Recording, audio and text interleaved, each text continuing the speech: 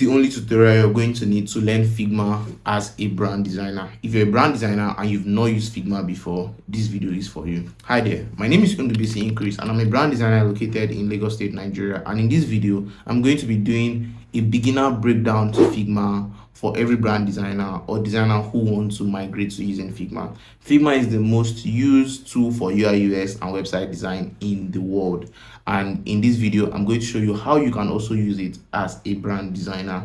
And in this video also, we're going to be designing a flyer together. And I really think that's going to help you understand it even better. Let me know if you have any questions in the comment section and enjoy the video. All right, so basically what we're doing in this video, like I said, is preach the gospel of Figma to you as a brand designer or somebody that is interested in brand design. And yeah, we're just going to start. If you want to start Figma, you're going to start with like typing figma.com. I already have an account with this email. I don't have an email where I don't have an account. I think I do. So let's try using this email so that you see how it is to create an account. So figma.com, don't restore anything. Go to login. Here you can log in with your Gmail, and I'm just going to say continue.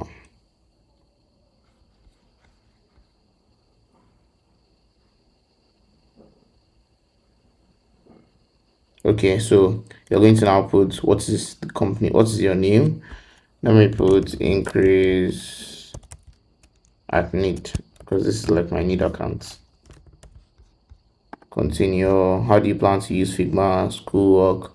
You can do schoolwork. Let's work with schoolwork, or you can use learning design, anyone, but let's just work with school. What's your role at the school? I'm a student. What type or level of school do you attend? Obviously like college or something. Skip. Have you used Figma before? It depends. I've used it many times, but let's just say no is my first time because I'm guessing that this will be your first time. Then let's work with the starter plan. So what the starter plan gives you is 3 files to try out with: basic design, prototyping, and collaboration. Professional costs you, so this one is free obviously.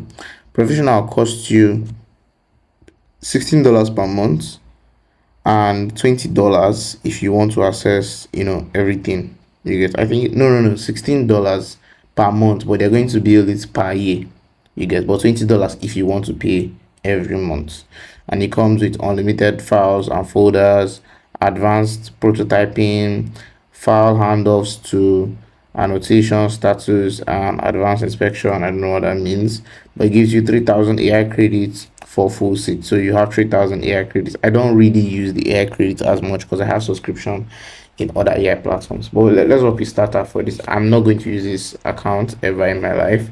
What do you want to make first? Let's just say graphic.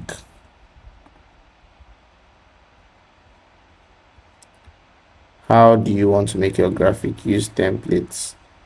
Ish. I don't know, my laptop is heating. Just skip.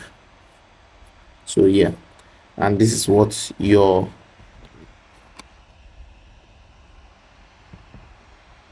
this is what your screen is going to look like basically.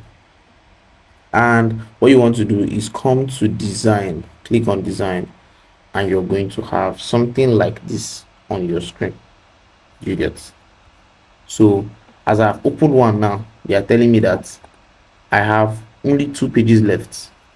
Guess what? Because it's free, if I go to home, go back to files, I can't even create another one. Okay, I think you can create, you can even create another. I think maybe give you three pages, three files to be able to create. Or is it because I've not used this file, so I have to untitle now?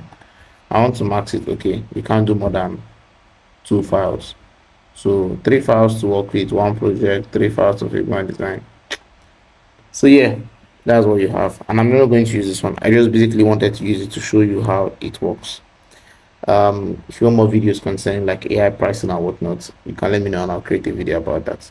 So I really love Figma, and this is my Figma account, the one that I have a subscription on.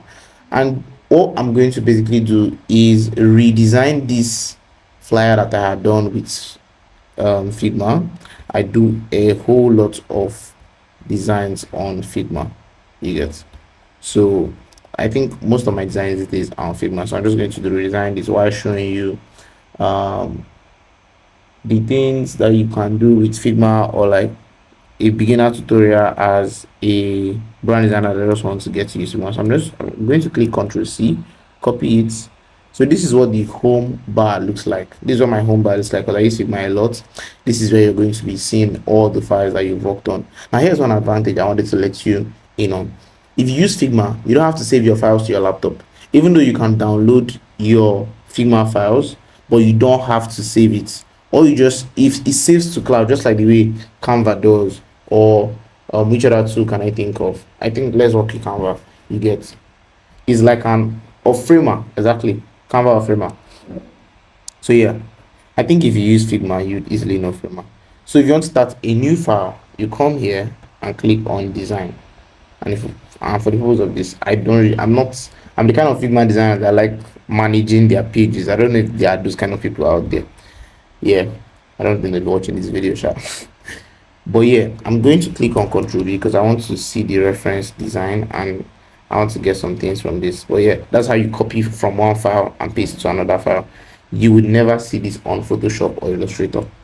You get. Now let me give you a quick rundown on how Figma works.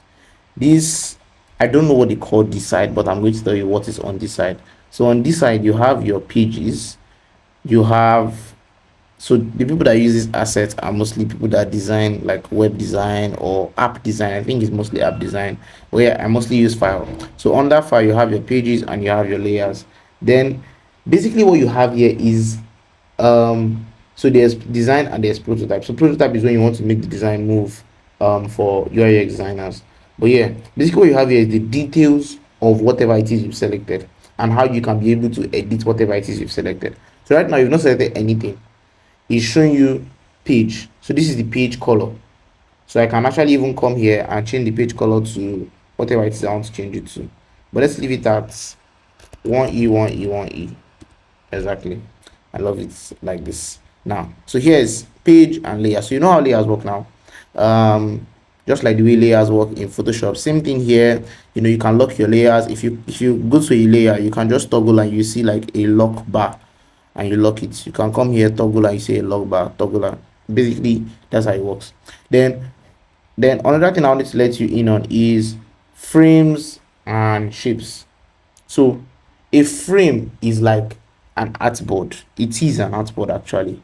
So a frame, so this waffle and milkshake has this frame inside. So that's why it's here. And you can collapse and expand it. You get now. Then if you see, and also I like the fact that Figma has icons for each and every one of these things. So when you see something like this, you already know it's a frame, and it really looks like the icon really looks like a frame. When you see something like this, you know it's a group. When you see something like this, you know it's a vector. When you see something like this, you know it's a text, image, and this is a frame. I think if I bring this frame out, I can't really remember why this frame icon is different from like this other one. If I remember, I'll let you know in the video. So yeah, this is what it is about layers. You get the same way it is on Adobe, that if a layer is on top of another one, it means that the order is that this layer has more visibility than the other one. I mean, this one is in front of the other one. That's how it is as well on Figma. And the same thing too, if you want to take choose up, all you just have to do is press the bracket button on your keyboard and it goes up. You understand? And you can as well drag it down or take it up or take it where you want to be. So yeah, let's go down to these things over here. Now I think Figma just basically made everything so minimalistic because With Photoshop, you have to think of, oh, the toolbar, and there are a lot of things on the toolbar. Like, some of us have not even finished exploring the amount of things on the toolbar. But let's show you what is on the toolbar here. So this is the pick tool. The pick tool has inside the hand tool as well as the scale tool. So let me show you the difference between the what the scale tool does. So let me remove this out of here. I'm going to just click on options so that it duplicates and comes out. Now, no, this is not really going to explain it better. Let me use a text to explain it better. So I'm just going to click on options and bring it out so that it duplicates. So now this is the normal pick tool. If I want to expand this thing, it's going to be like this. And I know if you do that on Adobe, it's basically just going to expand it. But I like the fact that they have a separate tool for it. The shortcut is by pressing K, and it's called the scale tool. It basically scales whatever it is. You understand? So you are not changing any of the what do they call these things, properties of this particular element that has been selected. You are just basically scaling it. And I think this will really come in handy a lot of times when you have an illustration that has a certain stroke size, and you want a situation whereby you are able to increase it without the stroke size looking small or big. Do you get? Let me explain what I'm saying. So you have this now. You have this rectangle, and there's a stroke size. Let's say the stroke size is 21. You understand? Now, if I increase this, it is still 21. If I reduce this, it is 21. Do you understand? But if I press K and increase it, I don't think you might see the effect here. Let me bring one of the illustrations I had done for the brand. Okay, I think this might work better. So if I just, without pressing K, I just increase it, and this is what I'm saying. So you see how the illustration has the same figure, which is 7.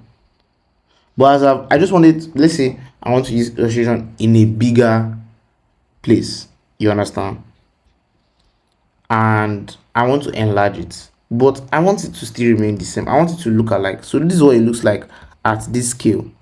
Then I duplicate and I press K and I scale it. It has basically scaled everything about this illustration. Do you understand? So yeah, that's one of the benefits of scale. So I'm just going to delete that, and yeah, that's that. I'm not going to do each and every one of these. I don't use sections because it's more for like UI UX design. I use frame. So the frame tool is basically to create a new frame, basically to create a new artboard. You get. But here's one thing I also want to let you know. If you click on frame, you see that there are a lot of options here to pick from. I mostly use Instagram post, and when I come here, I come to presentation. This is for when I want to create brand guides. I just click on this presentation, or I come to paper when I want to create brochures. I come to A4, A5, A6, or whatever you get. Then there's social media, like I said before, and so it gives you, it has like, you know, the way you have different template sizes on Adobe. When you click on new, that's same thing you have here, you get. So this is the shape tool, and you have rectangle, line, arrow, ellipse. I think I mostly use rectangle and circle because I can create any line I want with. I use star as well. I use polygon. Yeah, so same thing here. Once you create a polygon, you can come and change in size. Now you have an octagon. Yes, come on, octagon. Exactly. I'm going to pause the video for a while. All right, so you have an octagon, like I said, and I think you should just basically explore this. This is not I don't think that this video is basically like a beginner's video to design. It's just like for people that want to transition into using Figma for brand design. And this is the pen tool, and you have the pencil tool as well. So normally you do the pen tool, press shift when you want to draw a circle, and make sure that you press, when you draw a circle, press sure that you press shift and click here before you go and continue doing any other thing. Instead of pressing alt, you press shift on on Figma. Do you understand? And so here's why Figma doesn't really need a lot of tools, because when you draw something, and this also applies when you have a shape as well, you now start seeing tools like move. So move can help you move the nodes around. What does lasso do? I don't really know what lasso does, but you can come here and see your shape builder tool as well as your variable width tool. So right now this width is at 1. What is variable width? I know people don't know what this thing is, because I also did not know at some point, but it helps. You know that thing that used to help you increase. Oh, I feel like that's what some people are saying now. That's what the variable width tool is. Then same thing to shape builder tool. Shape builder tool helps you make shapes or disjoint shapes. Do you understand? Yeah. Then we have the cut. This one is just basically cut, sure. So you can cut this line now. Yeah, I think one thing that they need to have is a tool. There's this tool on Affinity that helps you create curves at any point, at any joint in a shape. You understand? But I think you can also do that here by just coming here and increase the radius corner. But the way the Affinity on works is that you don't need it to, on Affinity, you don't just like make all the curves at once. You get, that's just the disadvantage I have with this. But yeah, that's that about that. Then there is this comment tool. You're not really going to use it. If you're, I think you use it more when you have like a team that you're working with on one project, and maybe so like for example now I'm the design lead, or I'm somebody on the project. I'll just come here and say change this font. You get, so it also helps. It also helps with what do they call it, with teamwork. You get, so the person can now come now and open it and say, oh, change this font. Wow, nice. If I've changed the font, I'll just click on good, so that comment resolved. Exactly, that I've worked on that. Then now this is the place I also love a lot. So this is where you can see your AI stuff. If you select an image, for example, you can come here and edit with prompt. So you can edit the image, remove background. So let me show you what edit image looks like a bit. Come here to say edit prompts. Let me say remove the chicken.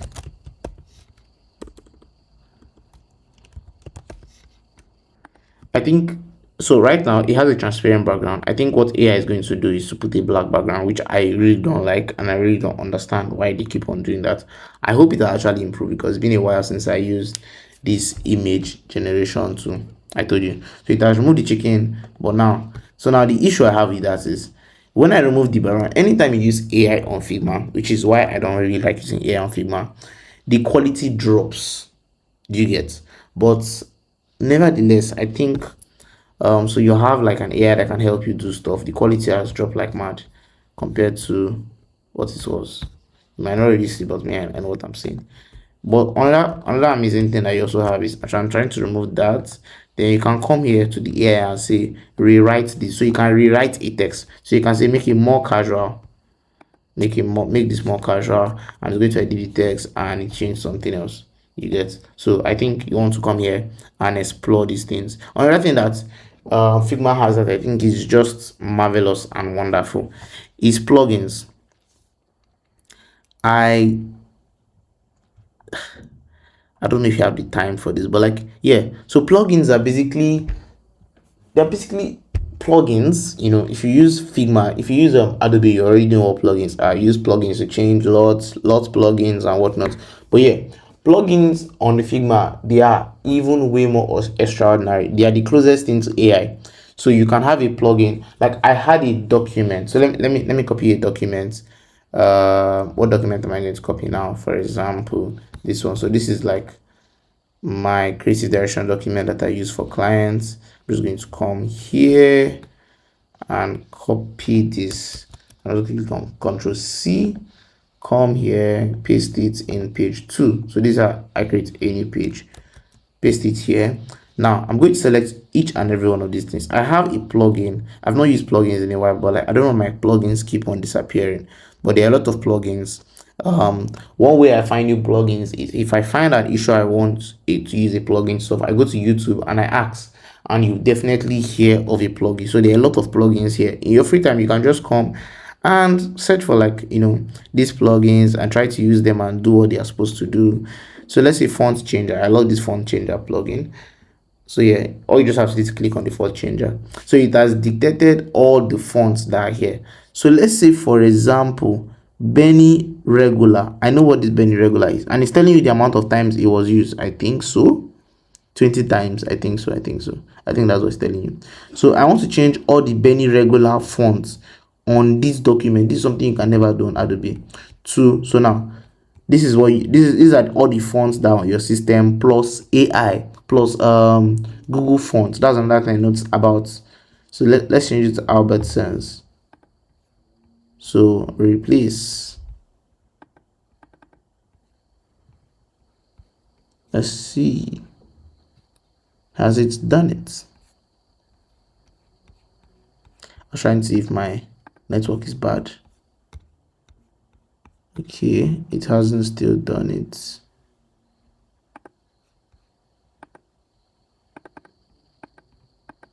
What's the issue?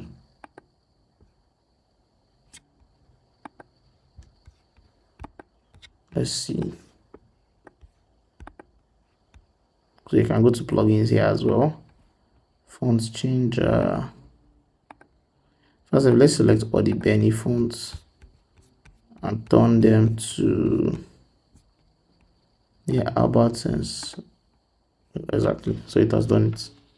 You see all the Benny fonts. So Benny is that long font I've been using. That's part of our brand fonts. So you can do this for anything, basically any. There are a lot of plugins that I think you need to check out.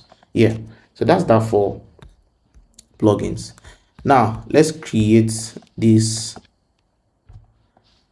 design. So first thing I'm going to do, this is an Instagram design. I'm just going to come to frames here and open social media and click on Instagram posts. So it's going to give me exactly the same thing that we have here. You get. So Puffs has brown colors, and I'm just going to retain that. Maybe I think we can switch it up a bit, and I just have an idea of, like, why not we try if Puffs was blue. Yeah, let's work with this blue. I think I like it. All right, so I'm trying to see how we can imagine this into a new brand. Do you get? So I don't know what this video thumbnail is going to look like, but so yeah, we have this clip art here. I'm going to remove it so that you see what it looks like. So this clip art is basically patterns that we had created for the brand. If you followed me when I created a video concerning the branding for this brand, you will see this pattern that was created. So I'm just going to copy that here, because like it's not as if I'm creating it anew. So now the reason why I can't drag it is because the layer is locked. So I'm just going to unlock it and take it here. This is just like two different things inside one. You get.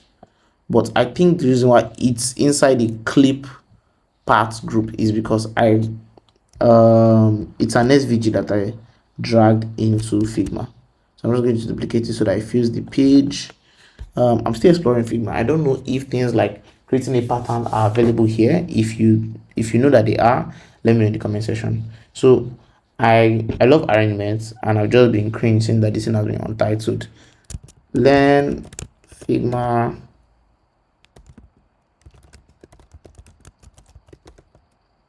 for brand designers. So I'm going to try to be as conclusive as possible on this video. So let's see. The name of this font is Real Bond. So I'm just going to come here, and I'm just using shortcuts. But like, without using shortcuts, what you want to do is come to the text, and you can either create a text box, but I don't want to do that, or come here and create a text and write waffles. But let's change it. Let's call it fried rice. So the reason why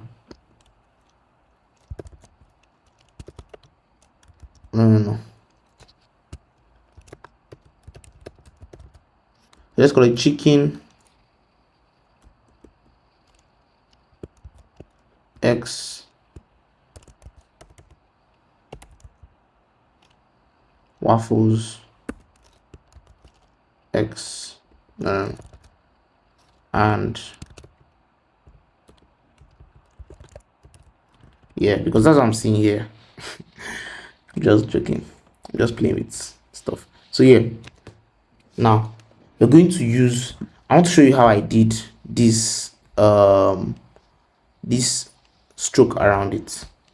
Yeah, I think it's really interesting. It's not like your regular way, but yeah, so we're just going to come down. Like now the text has been selected, I'm going to come down to stroke, I'm going to click on it, and I'm going to increase it. Now as I'm increasing it, you're noticing something. You're noticing this pointy stuff here, and the pointy stuff is basically supposedly from the text. But now here's what I'm going to do to make it better. Click on this toggle button here, come to this place. Now join, you notice that the join is a sharp edge, make it curved, and voila, it has been fixed. I'm trying to understand what the issue with this stuff is. I think one thing that you notice is I don't know what this stuff, I don't know what's causing this stuff, but like a lot of times if you can't really fix things like that, take it here. I like this black stuff, I like this black. I'm just going to cheat and create a circle, take it to the back, look for it in the layer, take it behind the text, and I'm going to change the color to black. So yeah, that's it. I'm just going to drag Puff's Dessert here. So this is reimagining Puff's Dessert. So the reason why we want to lock it now is because anytime I come here, it's almost as if I want to click on this and I can mistakenly click on this. I'm just going to come here and lock the clip. Yeah, the patterns in the background. So let me see, what can we change this color to?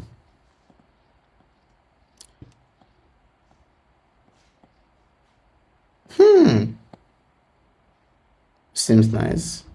Let's work with this. So I'm just going to drag this image, come here. So if I want to drag this image here, there are two ways. I can press Ctrl D and it will duplicate, then I'll drag it. Now here's one thing, just like on Illustrator or whatever, if you want to know that something is inside an artboard, make sure, so one way to know is come to the layer panel and see it here. You get, like for example, if it's here, it means that it's not inside the artboard, but you can put it inside the artboard. You get. Now you have your align tools here, alignment tool, come here and align it. I want to probably take this up a bit so that it looks like what we have. And if you notice that I took it up a bit, it means that the ellipse needs to go up as well. I can just use my arrow key because I don't have strength to battle with it. Then I'm going to take this down a bit. So let's do this. I'm going to press K for my scale. So if you notice when the scale comes out, you see that the arrow changes. Let me remove the scale now. Let me do this. Press K so that I can be able to scale it down a bit. Thank you. This is going to be centralized. Then better together, cheaper together. Now here's how I was able to achieve that better together, cheaper together. This font is what I don't know if I still have this font, Fridoka. Okay, I don't have Fridoka anymore on my system. We're going to work with another font today. Okay, Fridoka is still available. Better together. So there's something called a let me do it. Forgot it. Auto layout, exactly. Something called an auto layout on Figma. I think basically the idea of auto layout is to arrange stuff. You get, so like for example, these two now, they are in a group chat. So exactly, so you can either group stuff or you can put them in an auto layout. In an auto layout, you can make a lot of adjustments to it. They are more stagnant. I think they are really a lot more composed. I don't have the words for it, but like if you put a certain text or a certain element in an auto layout, here's what you have. So you can right click and come to auto layout. So you're putting it in a frame. Do you understand? You put it in a frame. Exactly. So that's why this icon is like this, because it is in an auto layout. You get, I really believe that auto layouts are better than groups, but sometimes I just prefer to do groups instead of doing auto layouts. So auto layouts, one benefit I see when you put a text in an auto layout is also it doesn't happen automatically. You have to make sure that everything here is clicked on hug content. The idea of hug content is that I want to change this into increase.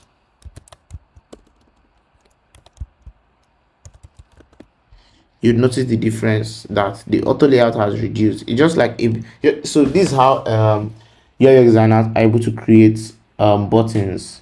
Do you get? And so if the button increases, like if the text on the button increases, the button increases as well. Now let me show you how that's going to work in real life. Now see this stuff here. We're going to right now I've selected the frame. So if you check here, you see that increase is inside the frame. So increase is a different element from the frame. So if I click on increase, look at increases, what do they call it, properties. So you can come here, change whatever it is, but let's leave it at white. Now this is the frame, which is entirely different. See, as the elements are different, you get. So I can give it a fill color that I would like to give it is, let's work with the same color. So I'm going to use this color picker to come here and go and pick it from here. Do you understand? So now I want to edit increase because I don't like this white anymore. Let's take it down to what color? Black. Yeah, exactly. So now this is the frame. Now you see, if I select increase, it's selected here. If I select the frame now becomes blue. Frame 2.1 becomes blue. I'm going to change this. I don't think I like this anymore. Let's work with this blue here. So I'm going to come here. Now if you come to these properties, you notice that there's a corner radius here. I want to increase the corner radius a bit. Like I said, it is actually not increase, it is better. So you see that I'm typing better together, it is increasing. Do you understand? So you can just carry the frame and duplicate it and come here and write cheaper together. So I was able to achieve this by coming to this corner radius here, click on this, make this 0, so that it's not going to have the curved edges and it gives this illusion that they are together. You can do this for here too as well. Come here, make this 0 so that they look like they are together. Then I'm going to select both of them and come here and slant a bit. Voila. Now another thing that we see here is this shadow. How do I create this shadow? You come here, select it, go to effect. So everything is in effect. If you go to effect, you notice that there is this drop down bar, so you can create inner shadow, drop shadow, layer blur, background blur, noise, texture. So you see the effect, glass. You get, so different things you can do with it, but today we're working with drop shadow.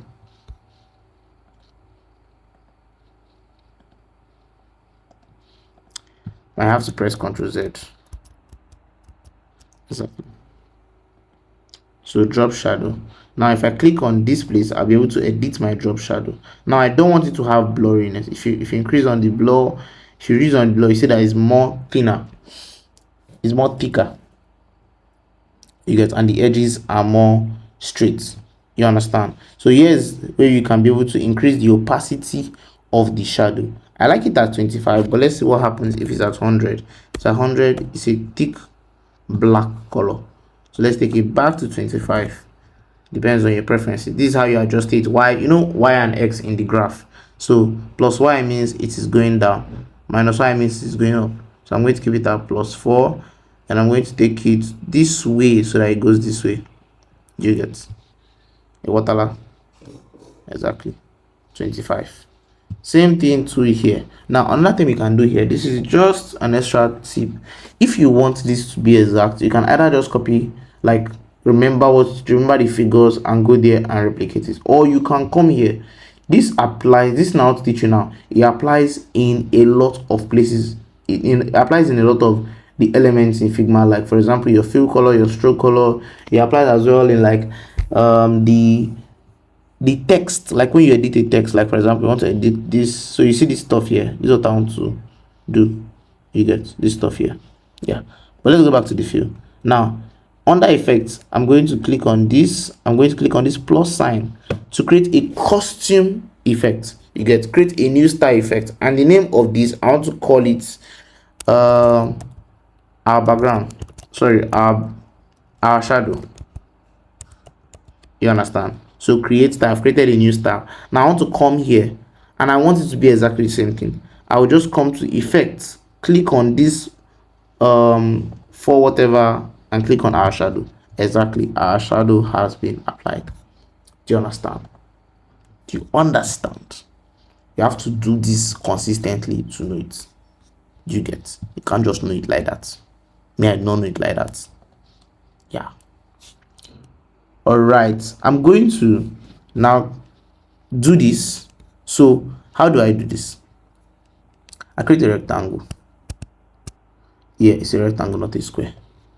And I'm going to write, now remember this is real bond, so not free docker. So I'm going to write 16,000. I don't know if there is, let me check. Here there's a, yeah, you can just cross it. Well, let's look for the font.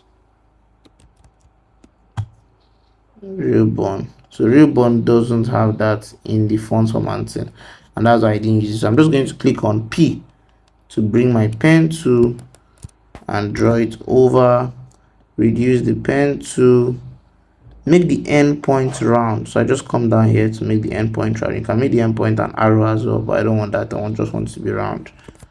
Then come here, select the both of them, and K to increase the scale. So I'm just going to increase it a bit more. I'm going to come to 16 here and make it black, because that's what it is. I'm going to come here and make it this color. I'm going to come here, so you can either come here around the edges for a rectangle, or you can just see these things here, use them to round the edges. Do you understand? I really believe that this is a, so you can also do the normal rectangle stuff where you, so I'm going to duplicate this rectangle, so I just create another rectangle. The one is for the 14. Yeah, so the 14 is the new price. Now I'm going to carry this, press I, and change the color to this. Now let's reduce it a bit. I'm going to just duplicate it, make it, so come to fill, change the color to white. 14,000. Now this other stuff at the edge, I just created it by using my pen tool like you normally would. Right click,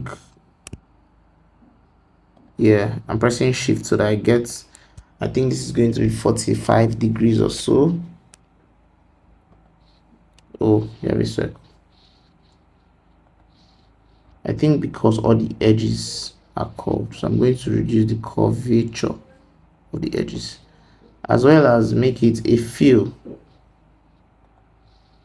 and remove the stroke so that it blends. Do you understand?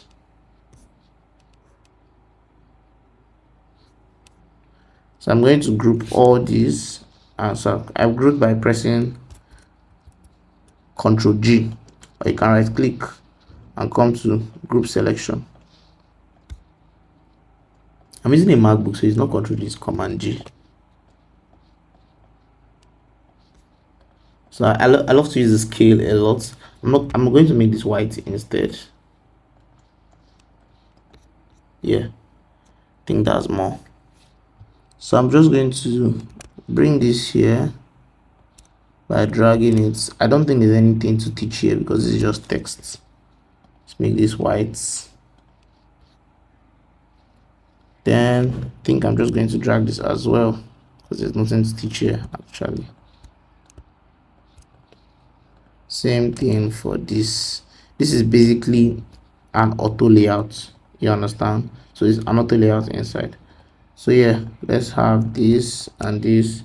So another thing too is, if you select things on Figma, you can be able to change the colors of it, not individually, in groups. So like this, now I'm selected this one and I've selected this one. Now selection color. So if you come to selection colors, now everything that is puffs pink, I grouped. So you remember the way I taught you how to create a style. So puffs pink is a style that I created on the puffs desert file. So I can just unlink it so that it doesn't have any link to puffs pink again. So all these ones that are this color, I can just come here now and change them to white. Same thing, so I can change this to white, but I don't want it to be white. Let's leave it as at what it was. You get? So I don't think, well, they're not working with these colors again. So let's make this blue. So these are colors on this page, make it blue. And that is how we have a new flyer design. I think I've been able to do an amazing job on this flyer design. I think one more thing I need to do is to show you how. So yeah, let me do this. Let me do this finally before I go. Change this color to this blue you have here. Then change the color inside to black.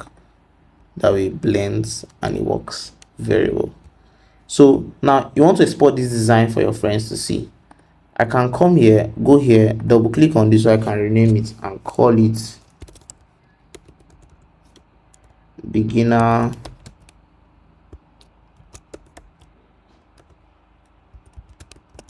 puffs design, so that when I export it is going to have this name.